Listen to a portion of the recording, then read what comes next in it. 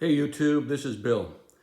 I'm hoping you've seen my last video, which was a micro rig, and it's similar to this, very similar to this setup, and that is on top you have your 8-inch QSC CP8, and then on that particular video I had the subwoofer was the Bose Sub1.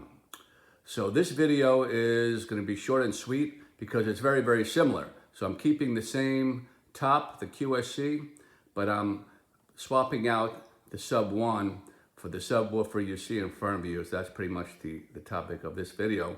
And that subwoofer is the Voice ELX200-12sp. So what can we say about this system? It is super light. It is AC powered.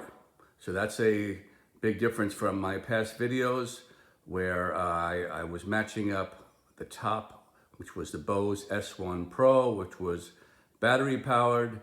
Both of these pieces need AC power unless you want to go with external power source, which works fine. But a lot of people don't want to carry one more item or the extra expense of getting a good power source to run something like this is at least $400 plus. And if you're interested in the power source, I'll be glad to give you the information what runs these two pieces off of one power source.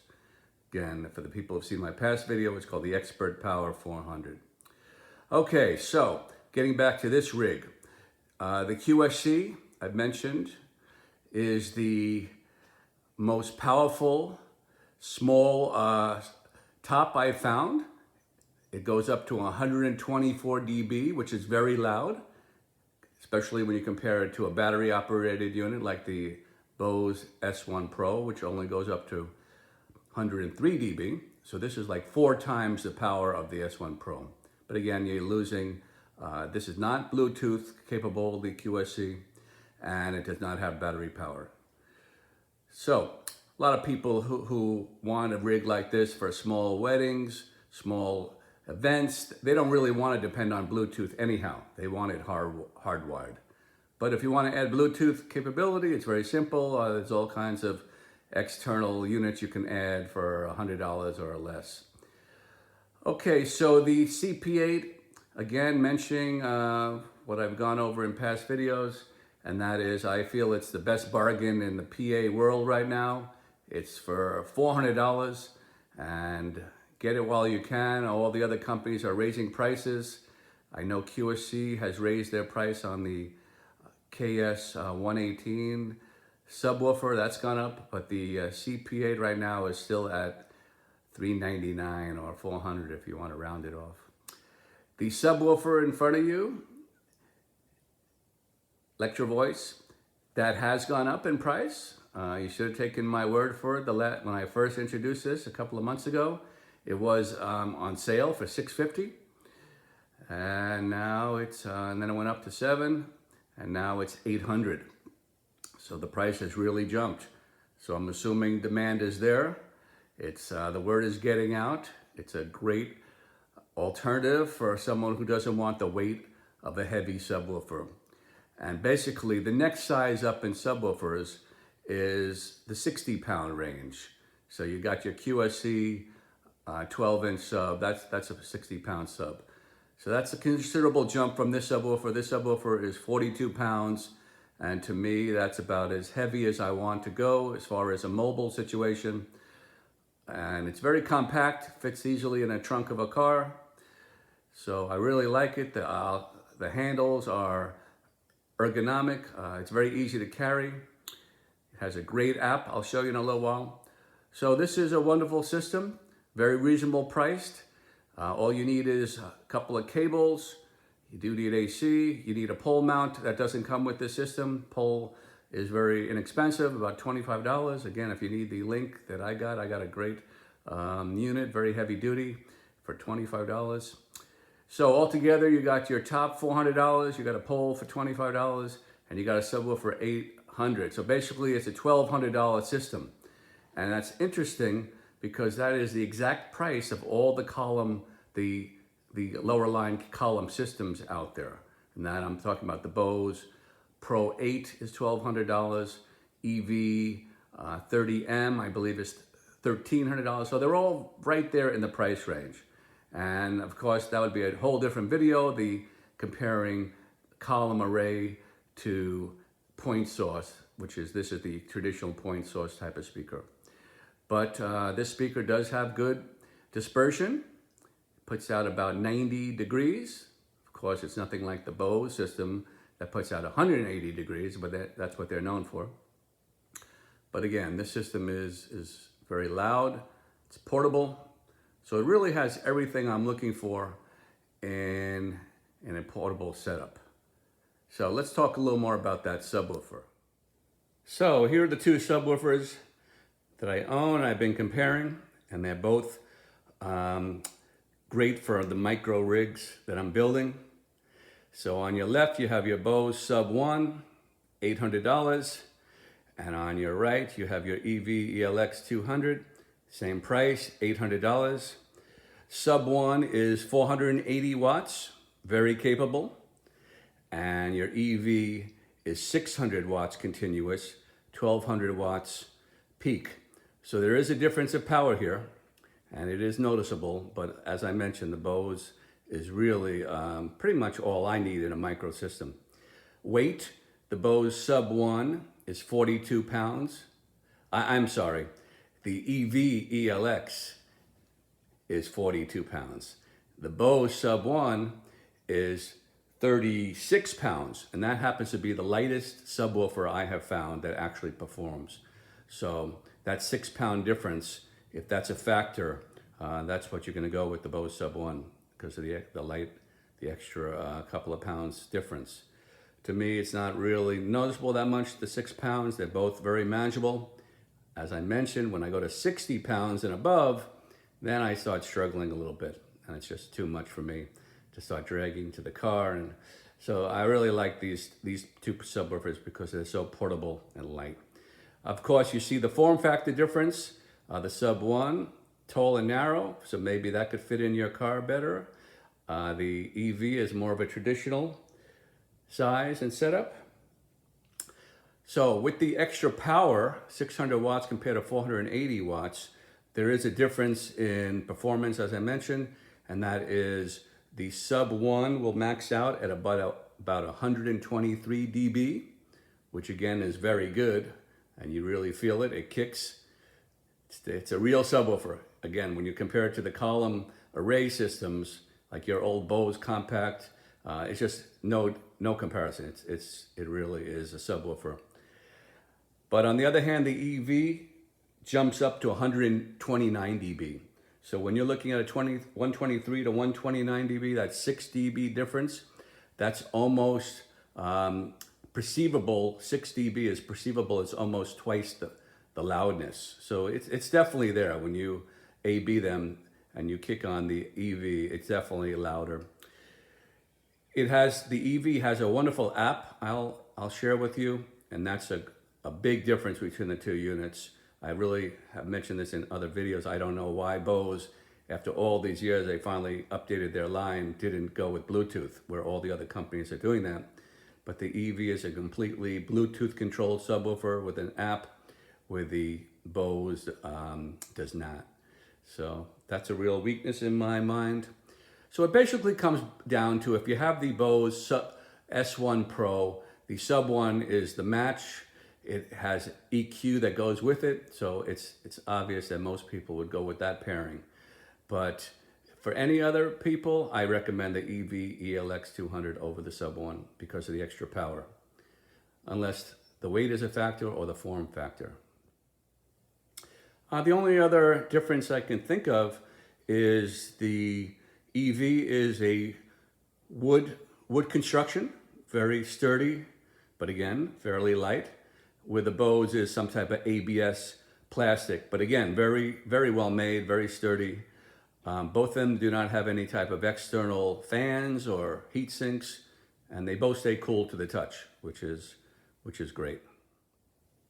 I need to mention, for the people who are considering between the two subwoofers, the Sub1 has the ability to pair with the Pro 32 system. Again, you can check out my past videos, which I own the Pro 32 system. So if you're saving up your money and one day you might go that route, the Sub1 would be great to have because it EQs right into the Pro 32, and they have a special cable, a sub-match cable that connects right up without power. So that would be a determining factor in my mind if you're a Bose person and you might in the future be thinking of getting the Pro 32. Then I would definitely get the Sub1 over the ELX. So here's the connection that I'm going to be using. Right here, we have a 1/8 inch input. That would basically be your channel 3. Unfortunately, it doesn't have a volume control on the speaker itself, so you have to use your source. In my case, I'll be using my tablet today. Very good part of this speaker, it does have DSP. So here I have a default exterior sub, and that handles all the frequencies, certain frequencies, probably 80 and below or 100 and below, go to the sub, and then the top is alleviated doing that extra bass, so the top is able to be played louder and cleaner. Again, I'm not sure exactly the frequency cutoff of QSC. That'd be good. Somebody can find out or research. So the connections are super simple. So right here, you have a mix out from the QSC XLR, and that goes right into your EXL200 EV, one cable into channel 1. And then from there, I use my tablet for controlling my sound, my max volume, and I use the app to control the subwoofer. And I'm going to show that to you in a little while. Okay, here's why I consider EV head and shoulders above the other competitors on the market, including Bose. They just have an incredible app that the other companies aren't using.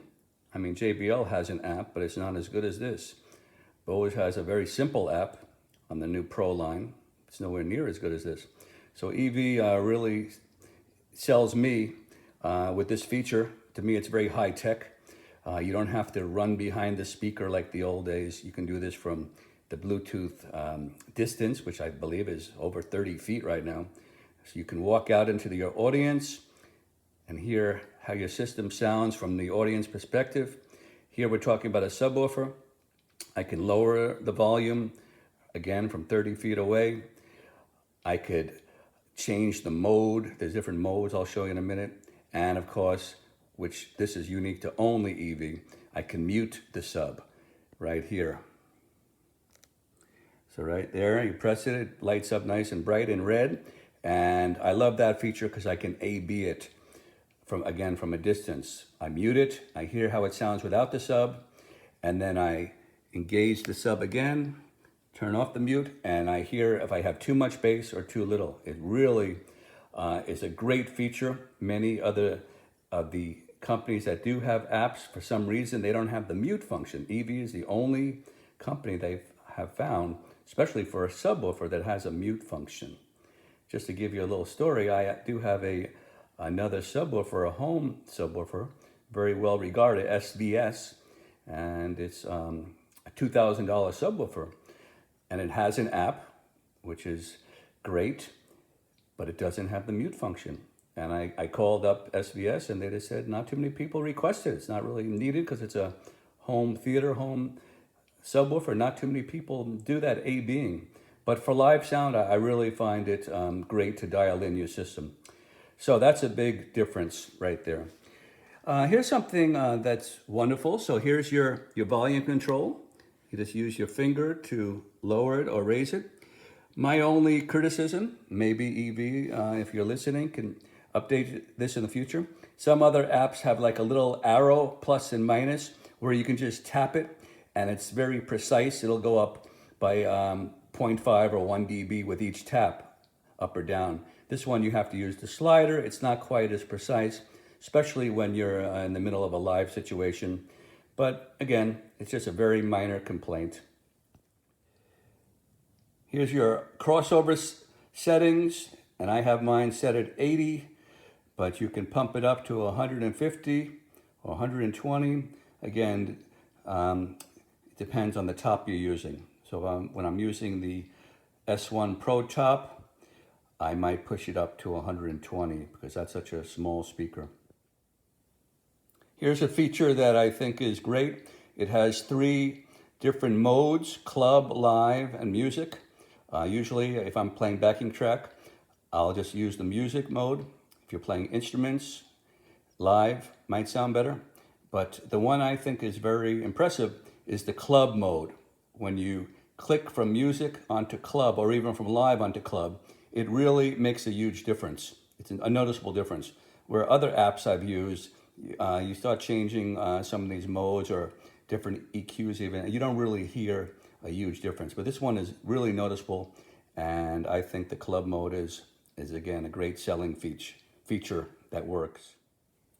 So here's the way I'm using the system. So I split the screen on the iPad I'm using.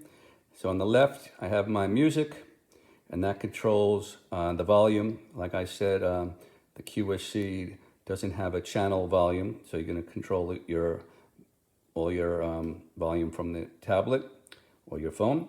And then I split the screen. On the right, I have the ELX app. So I really like the fact that you're not going back and forth between different pages. You have everything on one page. It makes it really handy. And again, to me, this is kind of high tech. I'm from the old school, if you believe it or not, back spinning records. Some kids have never heard of a record, but that's where I come from. People in past videos have mentioned, why are you not going into the subwoofer first from the source? And again, I agree with them. That is the recommended way to do it. You get more headroom from your top and you get more clarity. But the reason I'm doing it this way is because I don't want to use one more component, and that would be the mixer. And I want to state clearly, I love mixers. I think they're great, and I have a compact, very small little mixer, but still, I just don't want to carry one more component. So I'm trying to go as a microsystem, one top, one pole, and one sub. With a mixer, you need more cabling, one more thing to carry. So again, the traditional way is source into subwoofer, and then subwoofer into the top. And I'm doing it the opposite way. Of course, then I also want to be able to, the system to be completely Bluetooth when I'm out and about in the town. And that's when I would use a Bluetooth module to run the top. The subwoofer is Bluetooth controlled, as I showed you.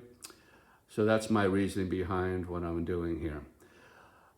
Another thing I want to point out is this system, again, very comparable to the lower line portable array systems, Bose Pro 8, EV 30M, and RCF J8, all very comparable in price.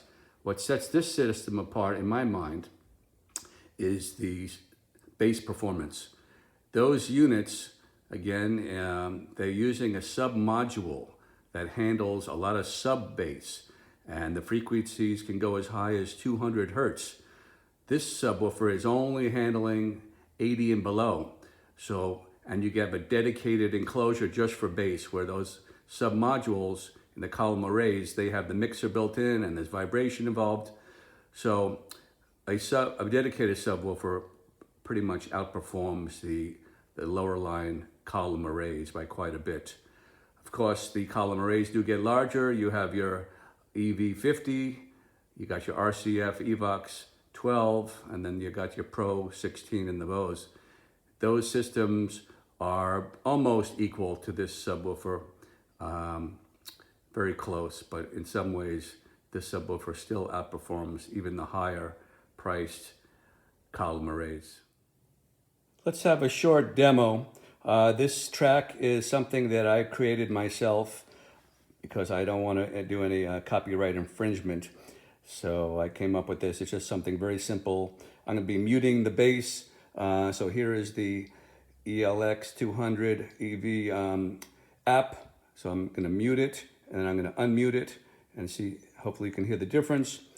So here we go, give it a try.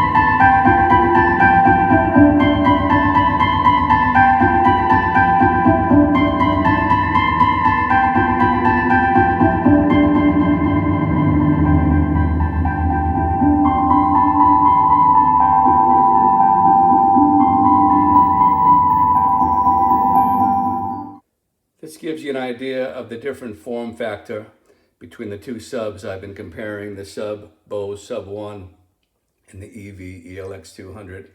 So again, really, one might fit better in your vehicle. The Sub1 is nice and narrow and long, where the EV is more of a traditional shape. Front view, and then here on top, we can take a look at the tops that I've been comparing. QSC, CP8, and then all those other videos on the Bose S1Pro. Again, one battery powered, Bluetooth, the other more traditional setup. You need AC, minus Bluetooth, minus battery, but much, much louder. So I'm looking at the QSC when I need larger audience. S1Pro, I've mentioned this in the past again. I have two of them. I could double it up with a Sub1 on the bottom, and I'm thinking 75 people. One S1Pro is rated for 50 people, but when I double up two of them, a pair, I'm thinking comfortably 75 people. But when the gig is the next step up, more than 75 people, 100 people, then I would go to this QSC, and I think, I'm almost positive, I would have no trouble. I've never actually tested it with 100 people. Maybe someone can chime in who has dealt with the CP8 with number of guests, but I'm guessing 100 people should be pretty easy. This is super portable system, small wedding, backyard parties, and I think it just takes it to the next level as far as volume compared to the smaller column arrays. The larger column arrays are good for 150 people, I've heard. And this would be fairly comparable. Maybe not quite as loud on top, but very, very close. But the low end would be equal to the larger column arrays, or maybe even outperform them. Okay, so this is a micro rig, and I define it as one top, one pole, one subwoofer, and so these two systems, basically they're different purposes. You know, if you need battery power, then I grab the S1Pro. If you need lightweight, the Sub1 is the lighter of the two. It's a little lighter, a great form factor. But I would call this the next step. step up because it really is so much more powerful. And as I mentioned, more bass. Okay, that wraps it up. There's actually another level of my micro rig that I'm going to show you next. It always goes up, and it always is a couple of $100 more if you're willing to spend the money. My philosophy is spend the money once, and you won't have to look back and say, oh, gee, why didn't I get the better system? So there is a system a little higher than this rig, the CP8, and I'm going to start working on that video pretty soon. Okay, hope you enjoyed. Later.